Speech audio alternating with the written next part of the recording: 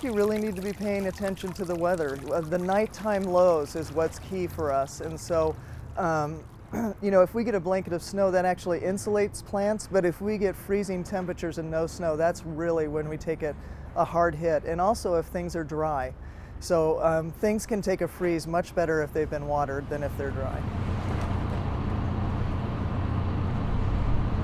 So we recommend taking buckets and tipping those upside down over the flowers. Last week, or the last storm, I actually used my lawn chairs and tipped them upside down to protect them. So anything that you can do that to give them a little coverage.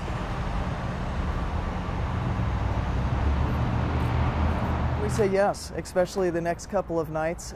Anytime it's going to go under 35 for hardy type material, like the stuff that's perennial coming up in the garden, then you probably want to cover. Any other you know, unusual vegetables, things like that, they really don't like it under 40, and so then we would suggest you bring them in.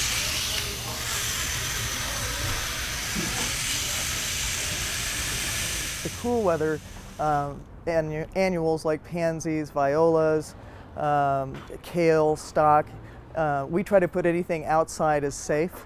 Anything that's in the greenhouses under glass is not safe, is our rule. For your lawn, it's an excellent time to do it, especially because most of us have mowed the lawn now, and that's really when the plants really start growing. And so if you can throw down some lawn food before the moisture comes in, then you don't have to drag the hose or turn on the sprinkler system.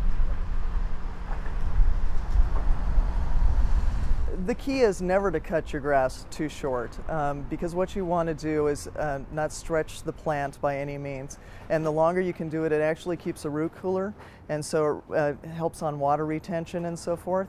So I wouldn't adjust my settings. I normally kind of cut it on the higher side and leave it that way. The dryness, of course, but also altitude. I mean, a lot of things that they can grow in the sun, other places just don't really adapt well here, and without the humidity, that's another issue. So it's a different kind of gardening, but we can still have those gorgeous, gorgeous plantings and so forth. Oh, absolutely. Yeah, we love that. Because we're right here in the city, we've got all sorts of unique gardening experiences, you know, high rises, apartment buildings, all that kind of stuff. So normally those folks like to grow something edible, and we can show you all different types of things that you can do, even though small space, small gardens, maybe a balcony, maybe just a sunny window. So we can show you all types of things. But yeah, absolutely.